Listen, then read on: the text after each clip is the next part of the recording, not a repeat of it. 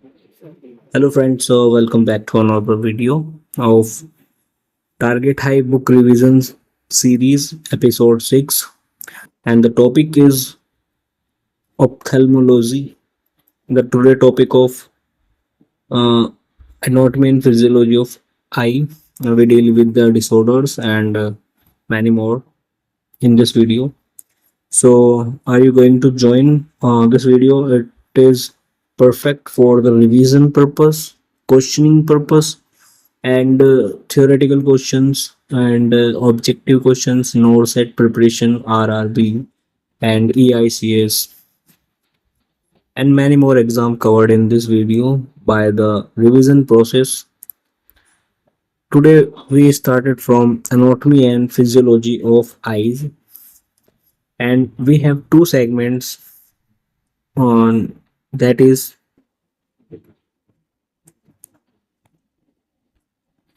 extraocular structure and ocular structures.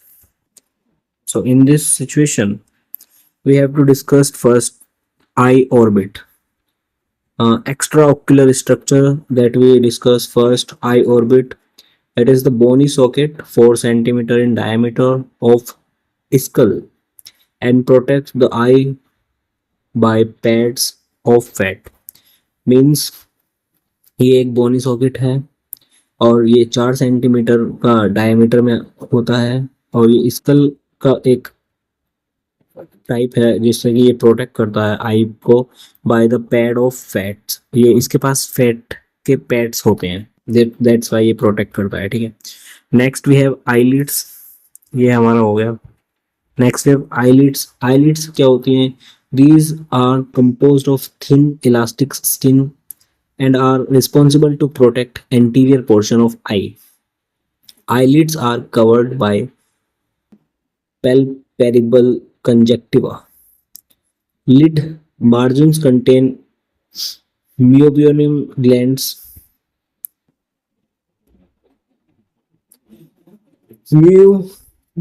Meibomian glands responsible to produce or provide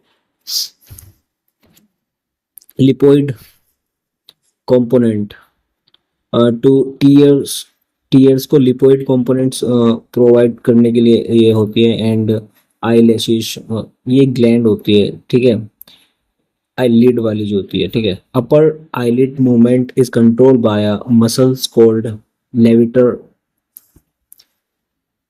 लेविटर नाम की एक muscle होती है, वो उसको आईलिड के मूवमेंट में हेल्प करती है। पूरा नाम लिख लीजिए उसका, एक मिनट मैं आपको बता देता हूँ क्या होता है नाम उसका। इसका नाम है लेविटर।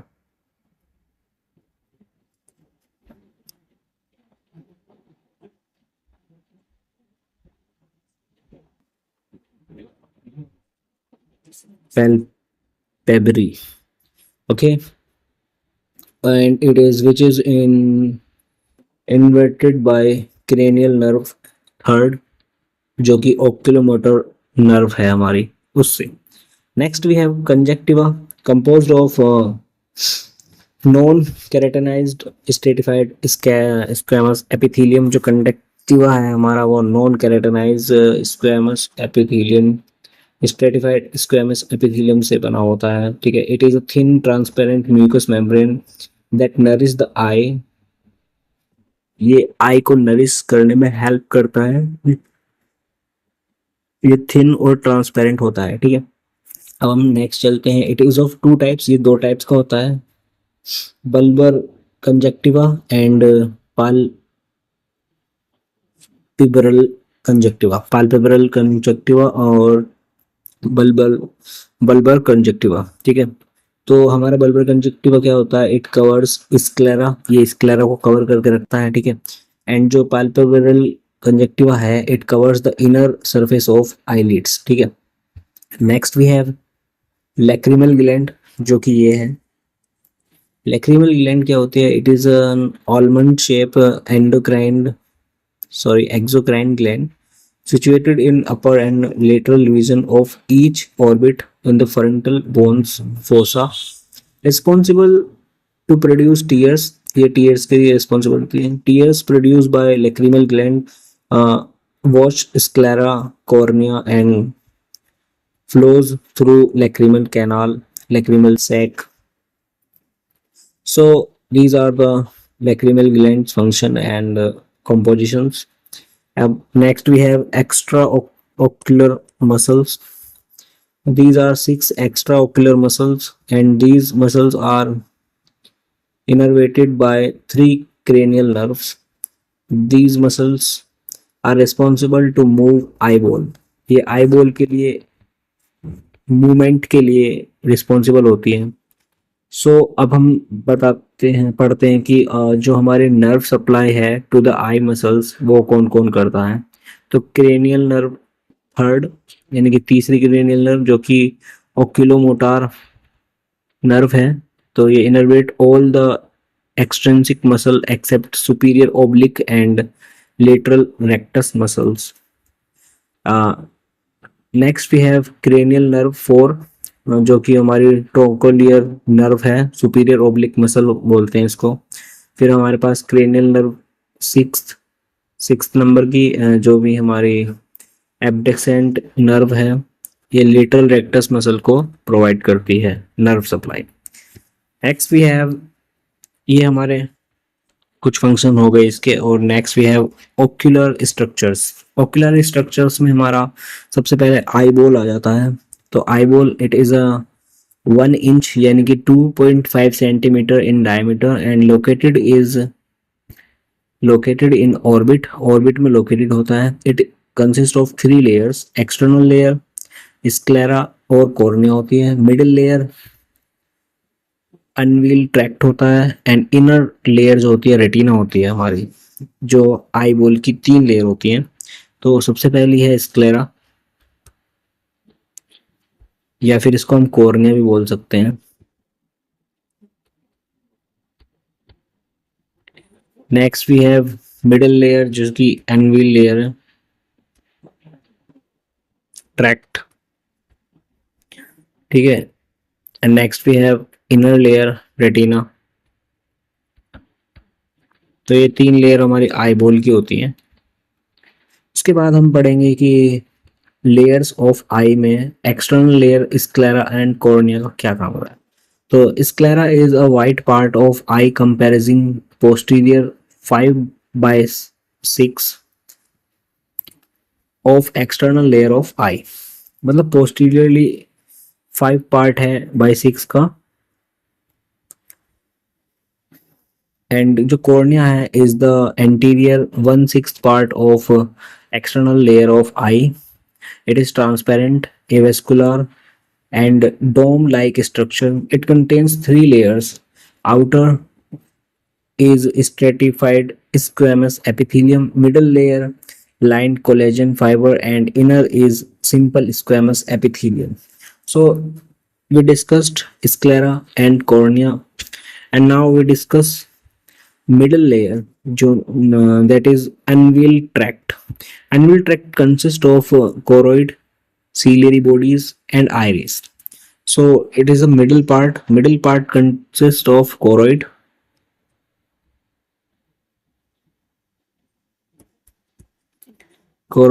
ciliary bodies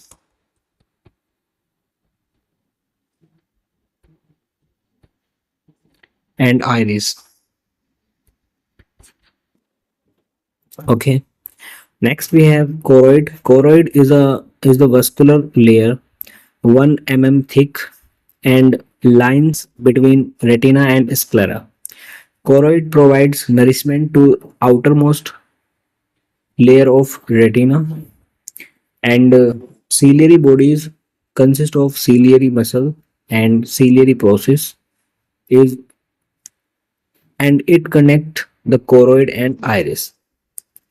It has 2 functions: production of aqueous humor and accommodation reflex.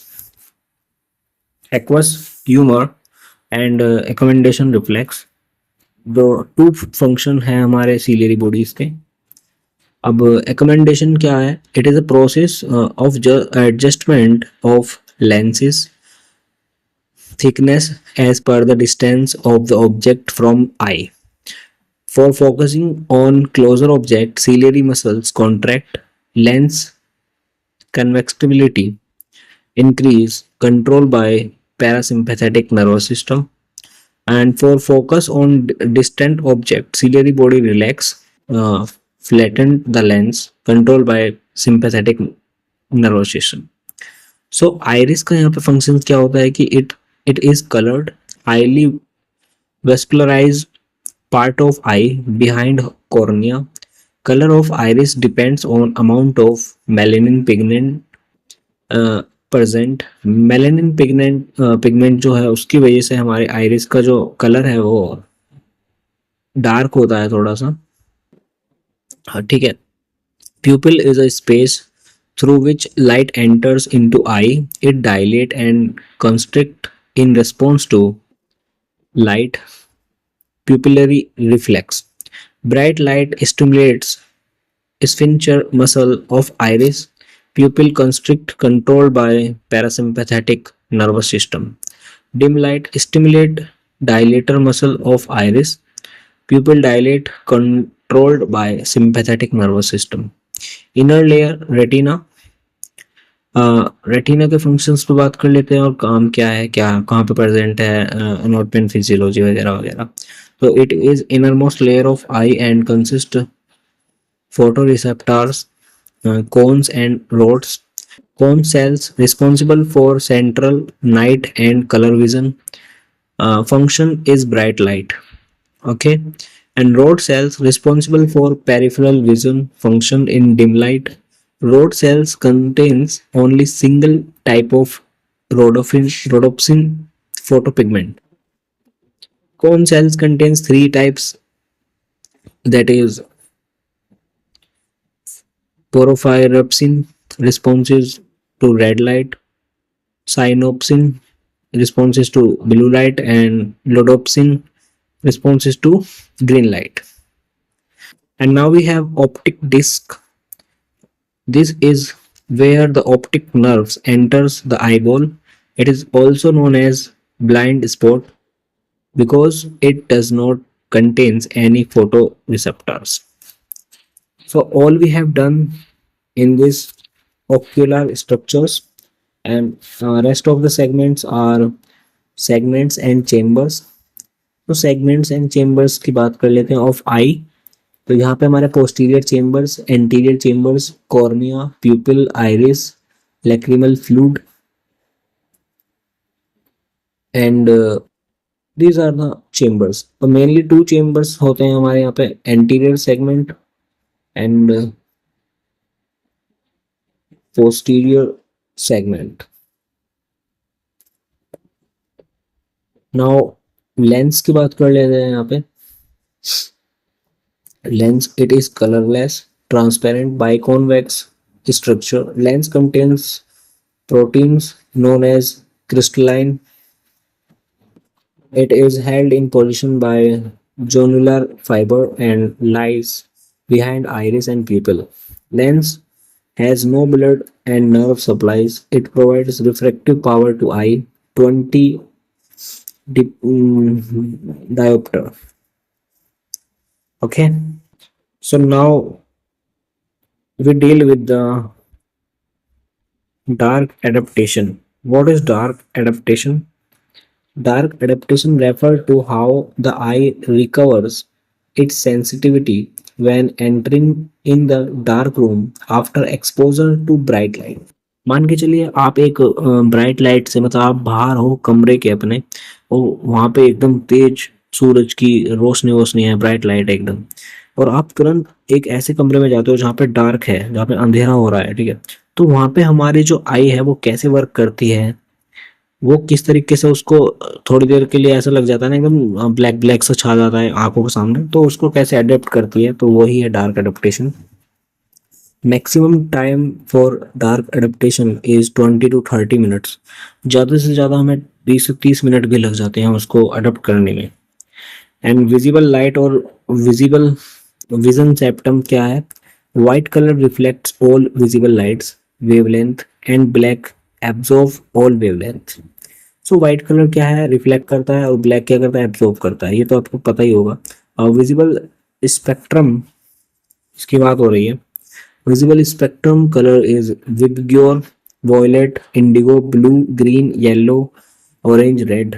Normal eye can be seen between 10 centimeter near point vision to 6 meter far point of vision. Okay, and now we have assessment and diagnostic tests. So what is the diagnostic test performed for eye examination? So we have considered here the two term, that is external eye examination.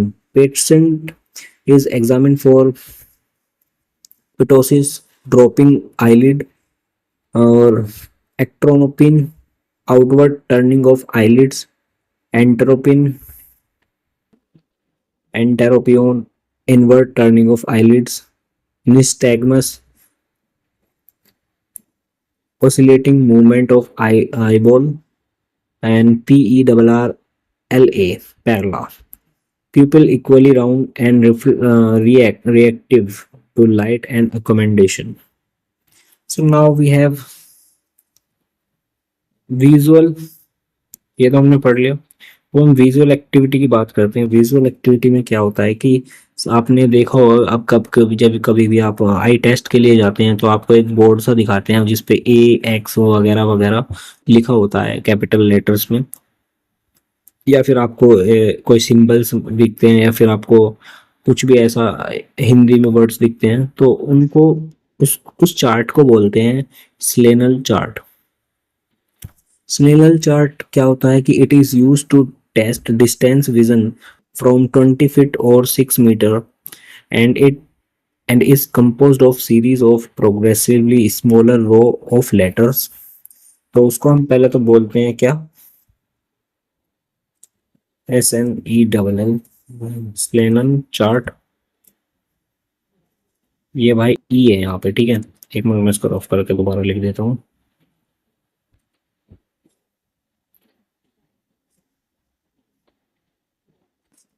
स्लेनन chart, okay. तो इसकी मदद से हम पता लगाते हैं कि vision 6x6 है या 20x20 है, या फिर उसका क्या विजन है, ठीक है। एब्रीवेशन क्या है used, OD ocular dexter, OS ocular sinister, O OU ocular यूरेटिक। तो राइट आई, लेफ्ट आई और बोथ आई, तो इनके लिए हम ये यूज करते हैं टर्म्स। तो इसको भी लिख लो आप, तो क्योंकि ये याद हो जाएगी तो अच्छा ही है भाई। तो ये OS है और ये OU। तो इसके लिए राइट आई के लिए, ये हमारा लेफ्ट आई के लिए, और ये बोथ, ठीक है। Next we have legal blindness. It is defined as the visual acuity is in better eye is 20 out of 200 or less than visual field 20 degree और लेस, ठीक है। अब हम करते हैं इसके बाद confrontation test. Confrontation test measures to peripheral vision. Examiner compares the normal vision with client's vision. Normal vision को क्लाइंट के विजन से कंपेयर करता है इस टेस्ट को परफॉर्म करने के लिए। Next we have Ishihara chart for colour vision. Ishihara chart में आपको 3 सेकंड का टाइम दिया जाता है आंसर करने के लिए। दिस टेस्ट में क्या होता है, बुकलेट होती है with number of coloured plates, 38 plates होते हैं, और उसमें 3 सेकंड का टाइम मिलता है आपको देने के लिए। मतलब ऐसा कुछ पैलेट होगा कि इसके नीचे कोई नंबर लिख देंगे, लेकिन वो मिलता जुलता होगा इनसे, ऐसे डॉटेड डॉटेड होंगे, तो उसमें आपको पहचानना होगा कि क्या नंबर लिखा हुआ है। तो इसे इशिहारा चार्ट बोलते हैं। नेक्स्ट वी हैव, ये हो गया। Next we have perimetry. तो it measures the visual fields and helps to identify scotomas blind areas in visual fields. Average extent of visual fields in a healthy eye during its primary gaze is 65-degree upward, 75-degree downward, 60-degrरी inward and 95-degree outward. तो एक average extent ये होता है. अब हम क्या करेंगे, ophthalmoscopy या फिर फंडोस्कोपी जिसको हम बोलते हैं, direct ophthalmoscopy and indirect ophthalmoscopy, इसको पढ़ेंगे. सबसे पहले पढ़ते हैं direct ophthalmoscopy. It is a handheld instrument with various plus and minus lenses. Okay. Examiner hold the ophthalmoscope in the right hand to visualize right eye of patient with his right eye and vice versa for next other eyes. And dilation of people 1 to 5 drop of propocamide 0.5% is done before the doing this procedure.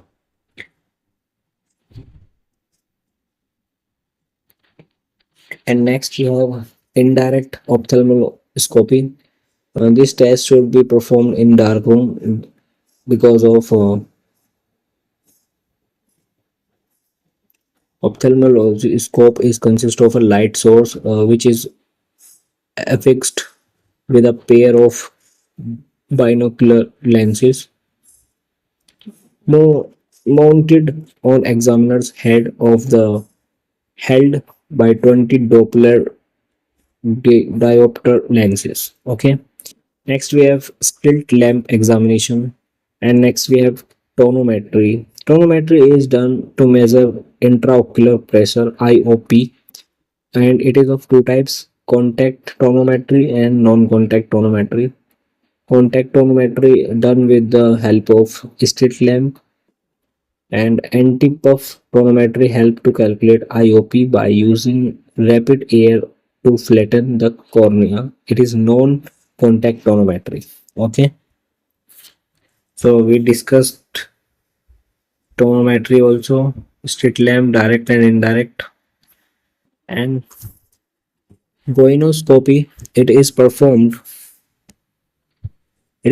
by using slit lamp and a special contact lens prism. It visualized the angle between cornea and iris for proper drainage of aqueous humor. Amsler grid used to screen macular degeneration. Okay, it is done.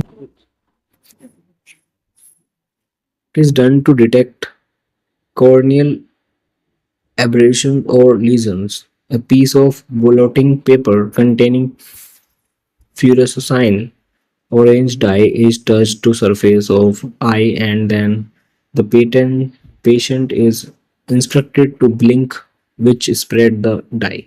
इसमें मतलब corneal staining क्या होता है कि die spread करी जाती है, जैसे कि पेशेंट अपना आँख को ब्लिंक करता है तो चारों तरफ उसके डाई स्प्रेड हो जाती है. Cornea is looked for any aberration appear in green in color by shining a blue light. Okay.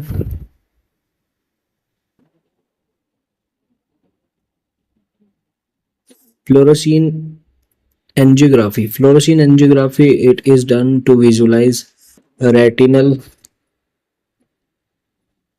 vasculature by taking a series of photographs after administered fluorescein dye into a vein. Okay.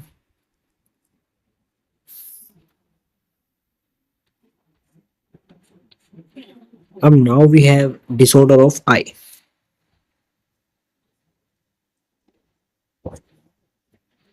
सबसे पहले disorder आ जाता है हमारे पास. पहले तो refractive errors को समझ लेते हैं क्या होता है. Refractive error, refraction is the bending of light rays by cornea and lens so that the image is formed on the retina.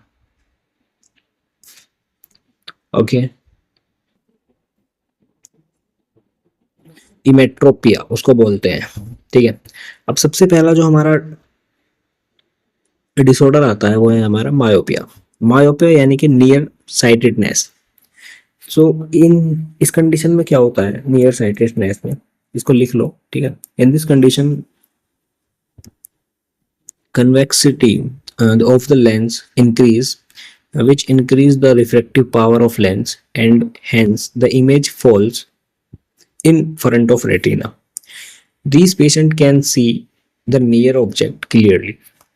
So इसमें क्या होता है कि the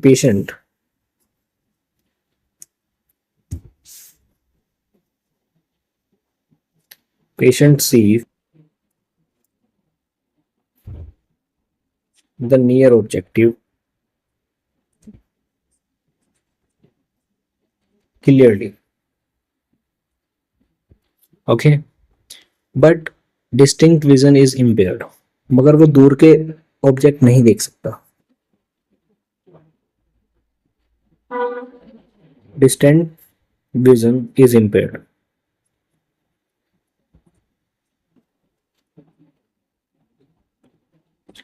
Okay, and next we have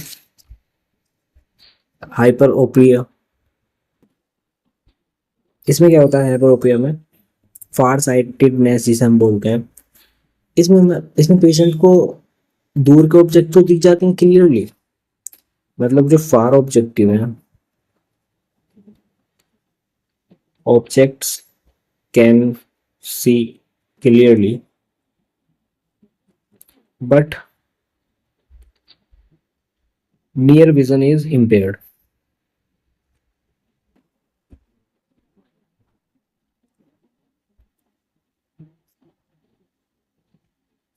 okay, समझ गए होगे आप इतना तो।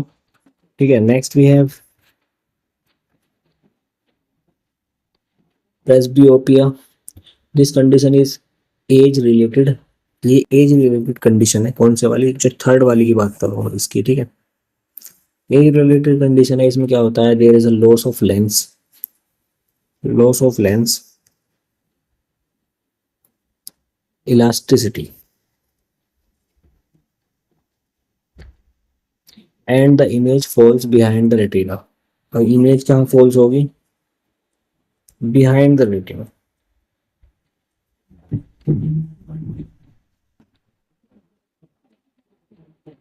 ओके, फिर आगा हमारा नेक्स्ट डिसऑर्डर एस्टी गैमेटिज्म। क्या है भाई ये, एस्टी गैसनेट भाई क्या बोल, इसको लिख देता हूँ भाई, पढ़ लेना यार। ठीक है, एस्टी गैमेटिज्म। ठीक है भाई, कभी कभी प्रोनाउंसिएशन में कोई कोई वर्ड की दिक्कत हो जाती है, कोई कोई वर्ड किसी को बोला नहीं जाता, ऐसा होता है, तो भाई इसको माफ करना। It occurs becomes of because of irregular curvature of cornea. ठीक है, इसमें जो कॉर्निया का कर्वेचर रेगुलर हो जाता है, दैट्स वाई ये हो जाता है। ठीक है, acuity of distance and near vision can be decreased। इसमें नियर विजन डिक्रीज हो जाता है।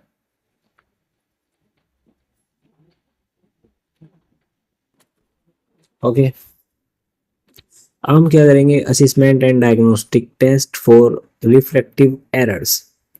तो यहाँ पे क्या करते हैं, refractive errors are assess by Snellen chart for myopia and near vision test card distant 14 inch and और 35 सेंटीमीटर हाइपरोपिया।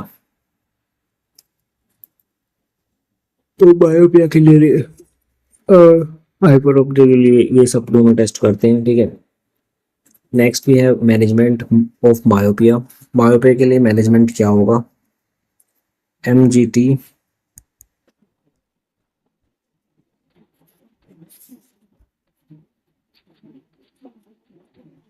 मायोपिया के लिए क्या करेंगे हम, कॉनकेव आई ग्लासेस और कॉन्टैक्ट लेंसेज का इस्तेमाल करेंगे।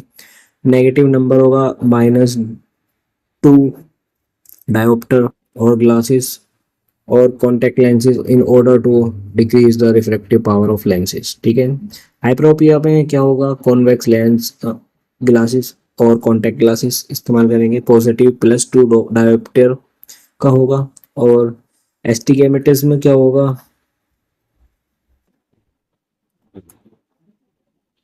आई glasses with cylindrical correction and पेरियोस पेरी प्रेसबियोपिया में क्या होगा कि biconvex lens used for correction.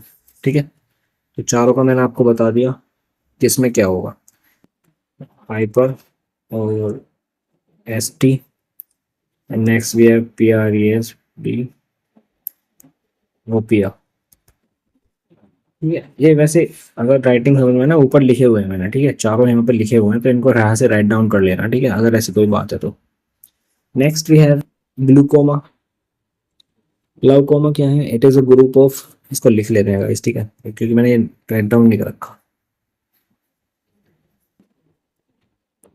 Glaucoma से क्या होता है कि it is a group of ocular condition characterised by optic nerve damage due to raised IOP intraocular pressure more than 21 mmHg। ठीक है, नॉर्मल आईओपी कितना होता है कि 10 to 21 mmHg is maintained by aqueous humor in anterior segment of eye. There is a 45-degree angle present between cornea and iris. Cornea और iris के बीच में 45 degree का एंगल होता है। ठीक है, जो कि किसके बीच से, बीच में कॉर्निया और iris.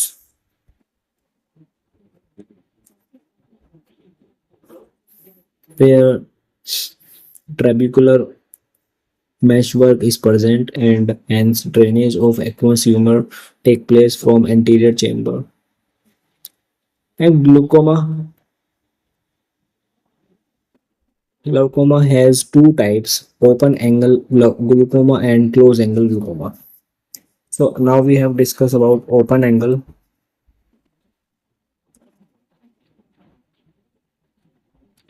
and close angle glaucoma। ठीक है,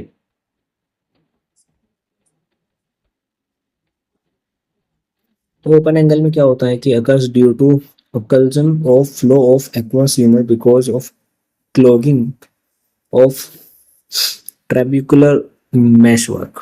It is most common type also called silent glaucoma। 80% यही होता है, इसको साइलेंट ग्लूकोमा भी के नाम से भी जानते हैं। ठीक है, अब हमारा क्लोज्ड एंगल ग्लूकोमा, इसमें क्या होता है कि ये तो ओपन एंगल है, इसमें ज्यादा एंगल खुल जाता है, उसकी वजह से होता है। और क्लोज एंगल में क्या है, close angle glaucoma is an ocular emergency and occurs due to occlusion of flow of aqueous humor because of narrowing of angle between cornea and iris, also caused by dilation of lenses or pupil due to drug overdose। Most serious type of glaucoma यही है हमारा serious type. Okay, अब इनके clinical manifestation है कि sign and symptoms की बात कर लेते हैं, तो उसमें हमारा ब्लड विजन तो जाहिर सी बात है हो गई, and next loss of peripheral visual fields, loss of peripheral visual fields और हेडेक होगा। ठीक है, और हमारा ये ओपन वाले में सारा। अब हम क्लोज की बात कर लेते हैं, क्लोज में हमारा क्या होगा, प्रीओकुलर पेन होगा, पेन होगा इसमें बहुत। ठीक है, और वो नोजिया वोमिटिंग होगा, ब्रेडिकार्डिया होगा।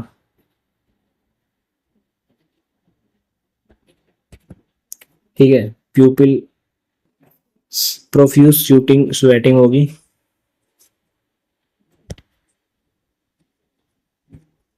एंड एक्स्ट्रा एक्सेट्रा और भी हो सकता है। ठीक है, and now we have medical management पे हम माइटोटिक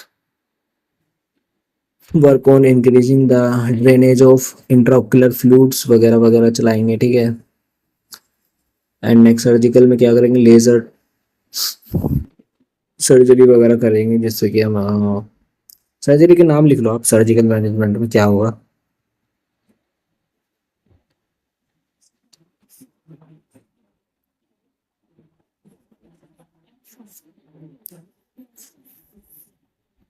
सबसे पहले है laser.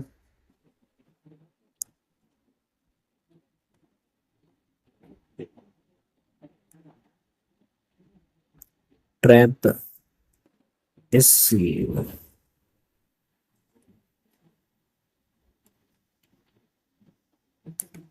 Plastic, okay. And next हमारा है लेजर आयरिडोटोमी।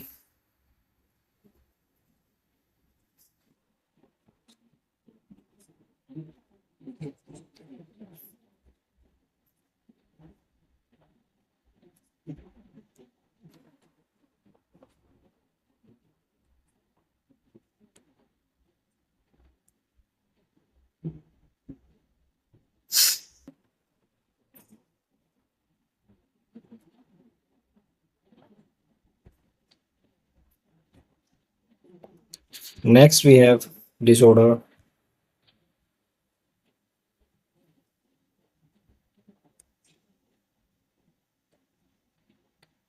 कैटरेक्ट। कैटरेक्ट का तो आपने बहुत नाम सुना होगा वैसे तो। कैरेक्टर सॉरी कैरेक्टर क्या है, cataract is a condition of lens opacity and cloudy cloudiness. Cloudiness of lens is due to change in crystalline protein, okay. तो it is usually manifested as three types, जो कि हमारा तीन type से है। तीन टाइप कौन कौन से, nuclear, opacity at centre of lens, इसमें सेंटर ऑफ लेंस पे ओपेसिटी होती है। एंड फिर हमारा आता है कॉर्टिकल,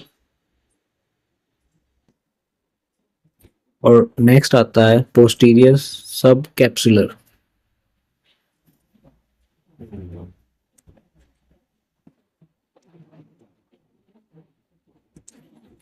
ठीक है, तीनों आ गए हैं। Opacity at the periphery of lens second वाले में, and front of posterior capsule.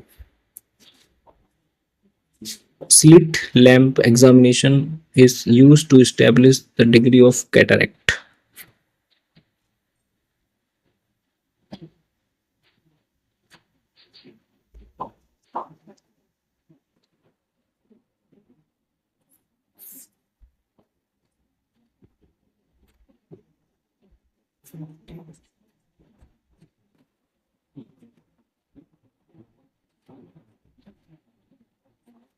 Degree of cataract, okay. अब रिस्क फैक्टर क्या है इसके कैटरेक्ट हो जाने के, तो एजिंग के कारण होगा।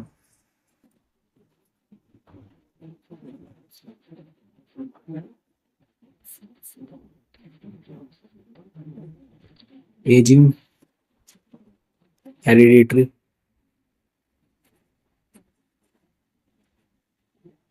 ओके, मायोपिया, या फिर long term use of corticosteroids.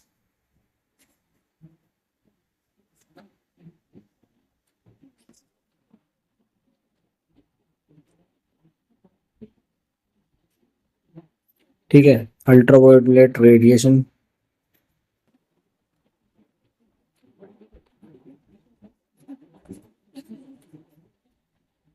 Diabetes mellitus.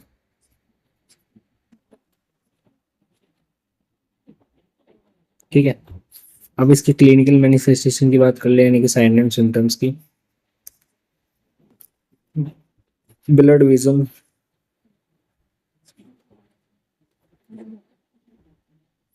Blood vision के बाद opacity is late sign of cataract.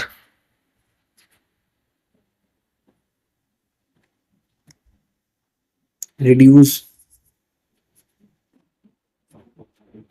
visual acuity, acuity,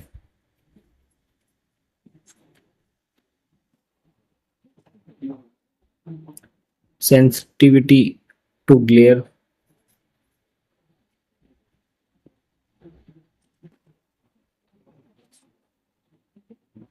ये सब इसमें दिक्कतें होती हैं भाई, ठीक है। Next we have surgical management, intra capsular cataract extraction, extra capsular cataract extraction, E I C C E, और ई सी सी ई, ये हमारा आ जाएगा इंट्रा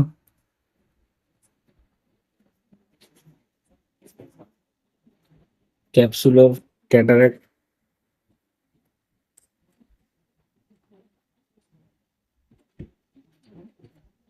एक्सट्रक्शन, और ये extra capsular section. Lens replacement, इसमें लेंस रिप्लेसमेंट भी कर सकते हैं। Okay,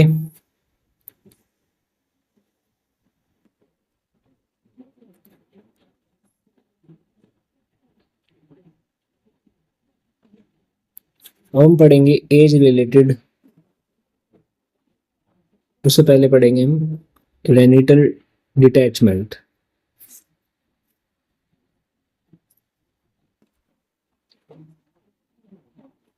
retinal detachment,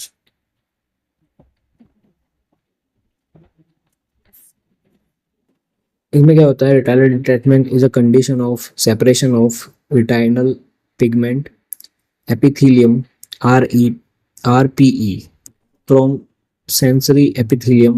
It has four types: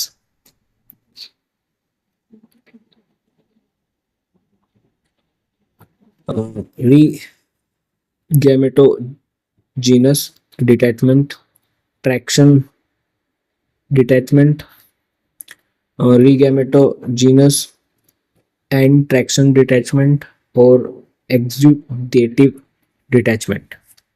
लिख लो, याद आ जाएगा।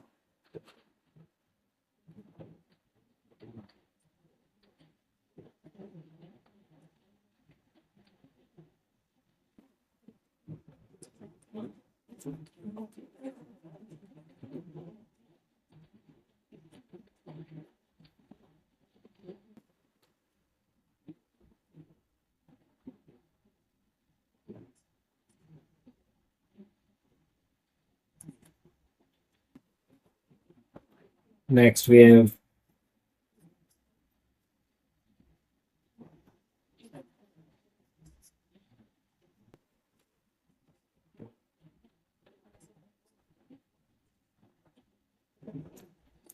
fourth we have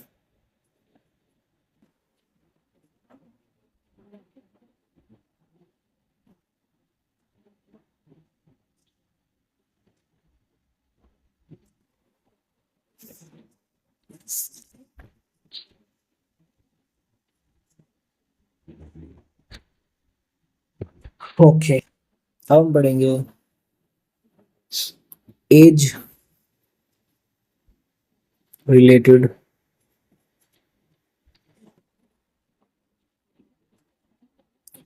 muscular degeneration.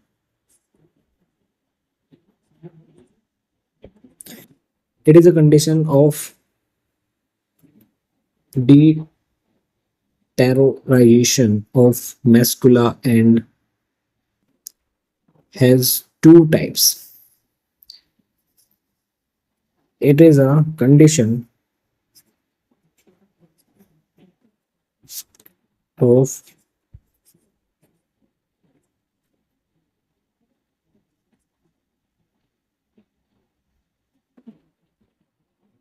deterioration deterioration of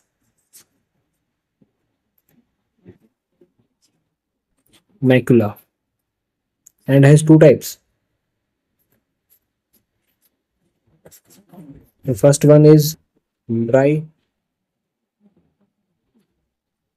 AMD, and second one is wet AMD. तो फर्स्ट वाले में क्या होता है, it occurs due to clogging of arteries, capillaries supplying by macula, ischemia, and it becomes thin, ये thin हो जाती है. नेक्स्ट वी हैव, इसमें क्या होता है, blood vessel grow under retina and leak at macula, ये लीक कर जाता है मैकुला वाले पॉइंट पे. ओके, अब हमारे पास आता है infections, infectious and inflammatory conditions. Okay, इसमें हमारा सबसे पहले आपको पता ही होगा कि क्या आएगा. क्या आएगा बताओ. Conjunctivitis.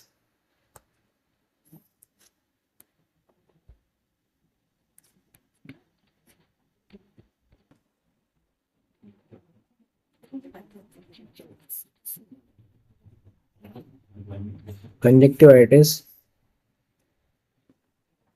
Various cause of conjunctivitis. Causes में हम लिख लेते हैं क्या क्या होता है कोजेस.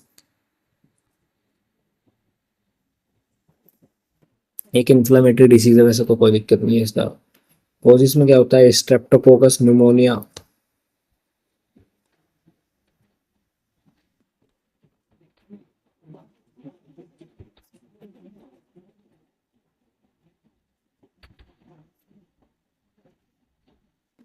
हेमीफिलस,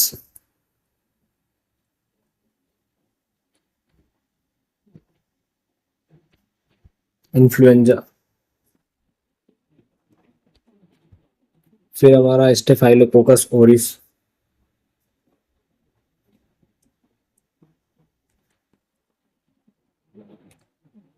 ठीक है. फिर हमारा आता है नेक्स्ट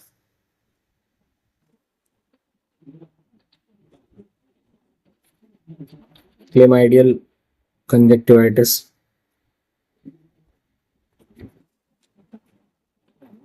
फिर आता है viral adenovirus.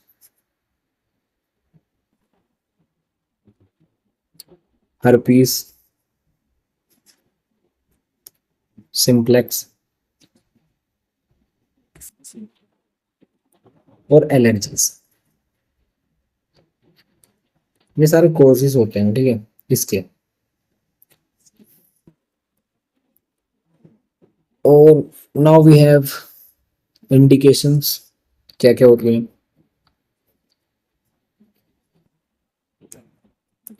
Severe injury, severe injury के बाद हमारा इंट्राओक्यूलर ट्यूमर्स,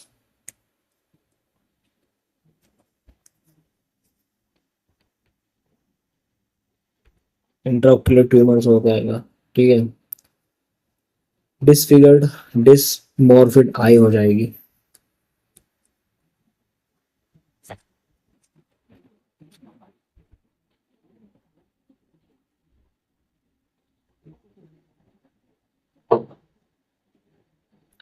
अभी इंडिकेशन किस चीज की है ये तो पता होगा आपको, नहीं तो मैं बता देता हूँ ये किस चीज, जैसे कि हमारा EN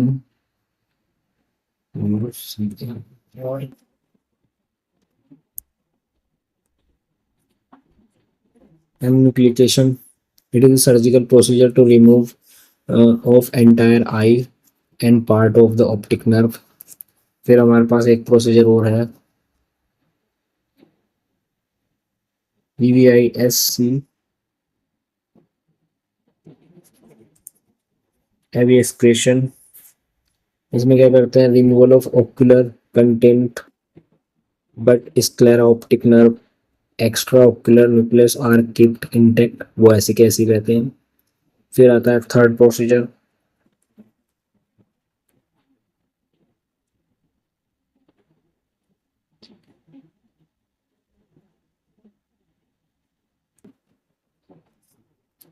इसमें क्या होता है, entire orbital content of and soft tissue are removed. ये सब ये सब डिसीज कंडीशन आप इसमें पढ़ोगे, ठीक है, पढ़ ही चुके हो वैसे तो. अब इसके साइन एंड सिम्टम्स क्या होगा? Redness of eye, blurring, discharge, fluent, exudate, ocular pain, watery discharge, extreme tearing, discomfort, lid oedema, photophobia, rhinitis, itching, excessive tearing, ये सब इसके जो है साइन एंड सिम्टम्स है। अब मैनेजमेंट में क्या करते हैं? Lubricants, corticosteroids, wear dark glasses, do not apply makeup till symptoms subside. These are the management processes. और इसको ठीक होने के लिए हम ये सब प्रोसेस करते हैं, या फिर हम प्रोस्थेटिक्स का यूज कर सकते हैं। Clean I with the NS dipped gauze and insert upper part of the prosthesis in upward, backward and inward and direction measure करते हैं। Administration of eye medications, wash hand and do not touch the tip of the medication dropper in the eye. Instill eye drops, apply ointment, ask the patient to keep the eyelids closed and gently put the pressure inner canthus for 1 minute. These are the ophthalmology of eye and वगैरह वगैरह।